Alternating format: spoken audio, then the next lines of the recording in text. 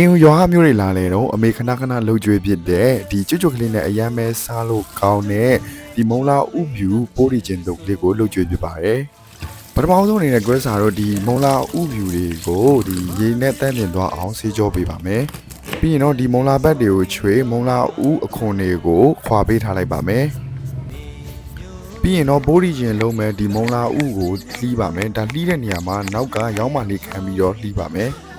ဒါမှမုံလာဦးများပြတ်မသွားပဲဒီလိုအကွင်းအရှိရှိလေးတွေရရှိမှာဖြစ်ပါတယ်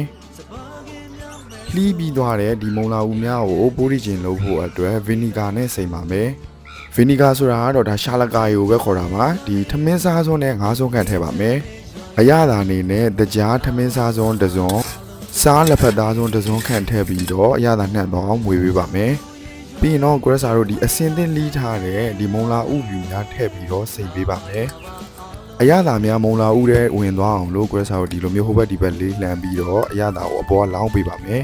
။ဒါမှရှာလကာရင်နဲ့အရသာများဒီမုံလာဦးပြူတွေကိုစိတ်ဝင်နိုင်မှာဖြစ်ပါတယ်။ပြီးရင်တော့အရသာဝင်အောင်3နာရီခန့်နှက်ပေးထားလိုက်ပါမယ်။ဒါကတော့ပိုးရီကျင်တုပ်ဖို့အတွက်စီချက်ချက်ပါမယ်။ဒါစီချက်မချက်ရင် Grace တို့ဒါငရုတ်တီးတောင်လေးတွေကိုနည်းနည်းမှုေးသွားအောင်ကြော်ပေးလိုက်တာဖြစ်ပါတယ်။ငရုတ်တီးတောင်လေးမှုေးပြီးတော့အယောင်ပြောင်းသွားပြီဆိုရင်တော့အဆင်သင့်ဖြစ်ပါပြီ။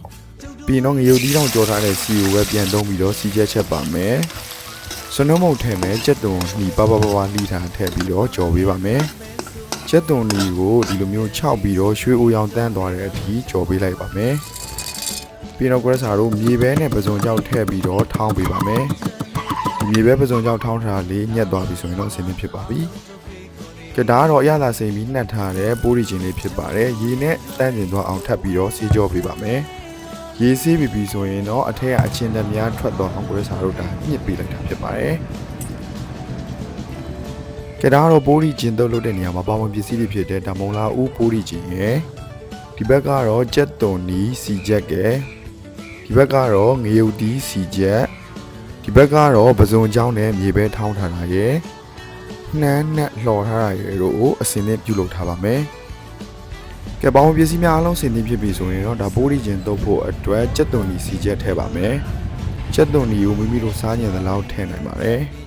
ပြီးရင်တော့ငရုတ်တီးစီချက်ကလေးအနေငယ်ထည့်ပါမယ်ပြီးရင်ဒါမြေပဲနဲ့ပစုံချောင်းထောင်းထားတာထည့်ပါမယ်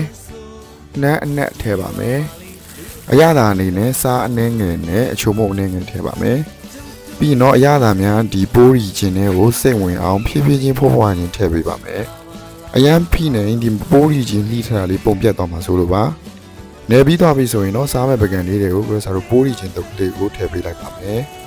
အပေါ် plating နေနဲ့ဒီငရုတ်တီးတောင်ကြော်ထားလေးတင်ပေးလိုက်ပါမယ် Grace ရဲ့ blog လေးကိုကြည့်ရှုပြီးတော့ပိုးရီကျင်တုပ်လိုက်လို့စားနိုင်မယ်လို့မျှော်လင့်ပါတယ်ခင်ဗျအဆုံးထိကြည့်ရှုပြီးတော့အများကြီးကျေးဇူးတင်ပါတယ်